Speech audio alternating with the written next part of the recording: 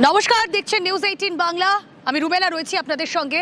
খবর দিনভরের শুরুতেই আজ নজর কুমারগঞ্জে কি হলো? কুমারগঞ্জে সপাটে চর মারা হলো মাইক্রো অবজারভারকে। কিন্তু কেন?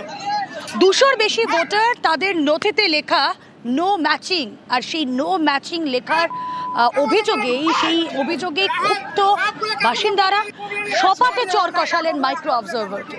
যে ছবি আপনাদেরকে দেখাচ্ছি, কুমারগঞ্জের ছবি। সপাটে চর কষালেন তারা মাইক্রো অবজারভারকে। নো ম্যাচিং লেখার অভিযোগে মারধর, 200-র বেশি ভোটারের নথিতে লেখা নো ম্যাচিং। প্রতিবাদে কমিশনের আধিকারিকদের আহত 2 আধিকারিককে উদ্ধার করেছেন বিডিও। সামাল দিতে ঘটনাস্থলে বিশাল পুলিশ এবং র্যাব। প্রতিনিধি অনুপ সান্যাল রয়েছেন, তার সঙ্গে কথা বলি। অনুপ, এই নো ম্যাচিং লেখা হলো কেন?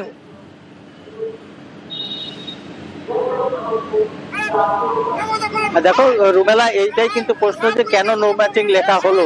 নিশ্চয়ই যেটা জানা যাচ্ছে যে নথিতে মিল না পাওয়ার জন্যই হয়তো এই নো ম্যাচিং লেখা হয়েছিল, এবং সেই কারণেই এই যে নো ম্যাচিং লেখা, এতজন মানুষের একসঙ্গে নো ম্যাচিং লেখা, এই নিয়েই কিন্তু উত্তেজনা ছড়ায় কুমারগঞ্জের এই গোপালগঞ্জ আইসিডিএস সেন্টারে। সেখানে সারাদিন ধরে সেখানে কাজ চলার পরে বিকেল থেকে কিন্তু চরম উত্তেজনা ছড়ায়। এরপরে সন্ধ্যের পরে সেখানে যেটা অভিযোগ উঠেছে, সেই মাইক্রো অবজারভারদের গায়ে চর মারা হয় এবং সেই ভিডিও ভাইরাল হয়, এবং এই ঘটনাকে কেন্দ্র করে ব্যাপক উত্তেজনা ছড়ায়। সেখানে কুমারগঞ্জ থানার পুলিশ এসে স্থানীয় বিডিও সেখানে পৌঁছায় এবং তারা পৌঁছে সেই পরিস্থিতি নিয়ন্ত্রণে আনে। যদিও এই বিষয় নিয়ে কিন্তু তৃণমূল এবং বিজেপি দুই পক্ষ কিন্তু সরব হয়েছে। বিজেপি অভিযোগ করছে যে তৃণমূল আশ্রিত লোকজনেরাই এই ঘটনা ঘটিয়েছে, তারা চাইছে না যে এসআইআর হোক, এই কারণেই তারা এই ঘটনা ঘটিয়েছে।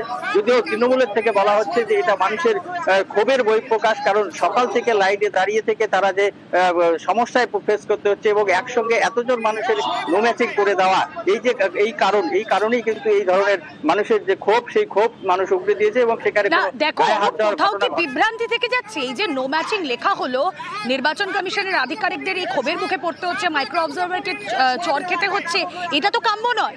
যদি কোথাও বিভ্রান্তি থাকে তাহলে সেটা কেন প্রথমে বুঝিয়ে দেওয়া হচ্ছে না?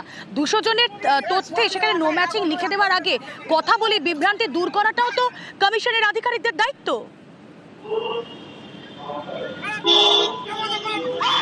একদমই এই ঘটনাকে না হওয়ার কারণেই কিন্তু এই ধরনের যে উত্তেজনার পরিস্থিতি তৈরি হয়ে যায়। কারণ সেখানে যদি আগে থেকে তাদেরকে বুঝিয়ে দেওয়া হতো যে কেন নো ম্যাচিং হচ্ছে, নিশ্চয়ই সেটা বোঝানো হয়নি, সে কারণেই কিন্তু এই পরিস্থিতি তৈরি হয়েছে। এবং এতে কিন্তু আতঙ্কিত হচ্ছেন যারা সেখানে কাজ করছেন, আধিকারিকরা, তারাও কিন্তু আতঙ্কিত হচ্ছেন। তারা আগামী কাল থেকে তারা সেখানে আসবেন কিনা সেটা নিয়েও কিন্তু সন্দেহ রয়েছে। রুমেলা, বেশ, আর এই নিয়ে রাজনৈতিক চর্চাও শুরু।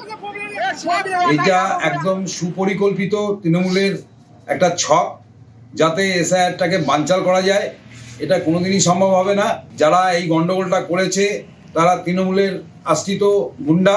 অফিসারকে বলছে আপনি কেন নো লিখলেন, আপনাকে এখানে ইয়েস লিখতে হবে। যারা ওখানে এসআইআর ডাক পেয়েছে তাদের কথা মতো তো অফিসাররা চলবে না। অফিসার তাদের নির্দেশ অনুযায়ী কাজ করবে। এইভাবে এসআইআর প্রক্রিয়া যাতে বন্ধ হয় সেই চেষ্টা চালিয়ে যাচ্ছে। তৃণমূল কংগ্রেসের কর্মী সমর্থকরা কোনো কিছুই করেনি। সাধারণ মানুষ ওনার উপর দীর্ঘদিন ধরে ক্ষিপ্ত। উনি যতদিন থেকে ওখানে বসেছেন মানুষের সঙ্গে দুর্ব্যবহার করছেন, তাই আজকে মানুষের সঙ্গে বচসা হয়েছে। উনি ভয় পেলে আমাদের কি করা যায়? মানে মারধরের কোনো ঘটনা না, মারধরের কোনো ঘটনা, বচসা হয়েছে শুনেছি। তৃণমূল কংগ্রেসের কারো কেউ জড়িত নেই। সাধারণ মানুষ ওনার কয়েকদিনের ধারাবাহিকতায় ওনার ব্যবহারে, কথাবার্তায় বিরক্ত হয়েছে। সাধারণ মানুষ তার বহিঃপ্রকাশ করছে, চিৎকার চেঁচামেচি, হই হুল্লোড় করে।